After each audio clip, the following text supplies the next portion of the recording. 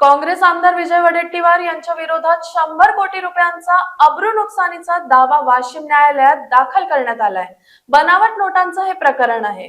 भाजपचे वाशिम जिल्हा कार्याध्यक्ष भारतराजे पाटील यांनी काँग्रेस आमदार विजय वडेट्टीवारांविरोधात तब्बल 100 कोटी रुपयांचा अब्रू नुकसानीचा दावा वाशिम न्यायालयात दाखल केला आहे।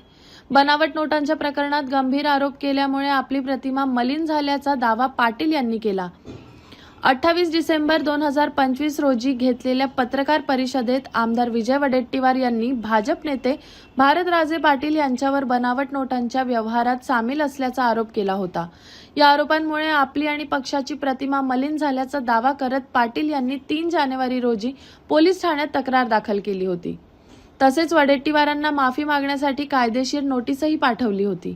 माफी न मागितल्यामुळे अखिल पाटील यांनी 100 कोटी रुपयांचा अब्रू नुकसानीचा दावा न्यायालयात दाखल केला आहे। 28 डिसेंबरला विरोधी पक्षनेते काँग्रेसचे माजी विरोधी पक्षनेते विजय वडेट्टीवारांनी काही बेछूट खोटे आरोप केले होते। त्याच्यामध्ये पक्षाची बदनामी, वैयक्तिक पक्षाच्या पदाधिकाऱ्याची बदनामी, कुठलीही माहिती न घेता, कुठलीही चौकशी न करता विजय वडेट्टीवार सारख्या विरोधी पक्ष नेत्यांनी काही उठसूट आरोप केले आणि त्याच्या विरोधात मी स्वतः 3 जानेवारीला पोलीस स्टेशनला तक्रार दिली आणि त्याचबरोबर विजय वडेट्टीवारला नोटीससुद्धा पाठवली। आणि नोटीस पाठवल्यानंतर त्यांना सांगितलं होतं की 15 दिवसाच्या आत तुम्ही भारतीय जनता पार्टीची पक्षाची आणि पदाधिकाऱ्याची माफी मागा, आम्ही अन्यथा तुम्ही जर माफी नाही मागितली तर आम्ही 100 कोटीचा दावा दाखल करू।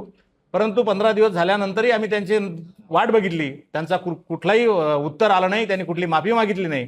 त्यामुळे आम्ही 100 कोटीचा दावा वाशिम न्यायालयामध्ये दाखल केला आणि तो न्यायालयाने स्वीकारला। लोक बघतात हा चेहरा असा, तेव्हा डलनेस दिसला तर ग्लो अँड लवली ह्याचे 10 mg विटामिन सीरम त्वचेच्या आतून नवीन सेल्स उभारते, चेहरा बनतो उजळ नव्यासारखा। Glow and lovely, glow up.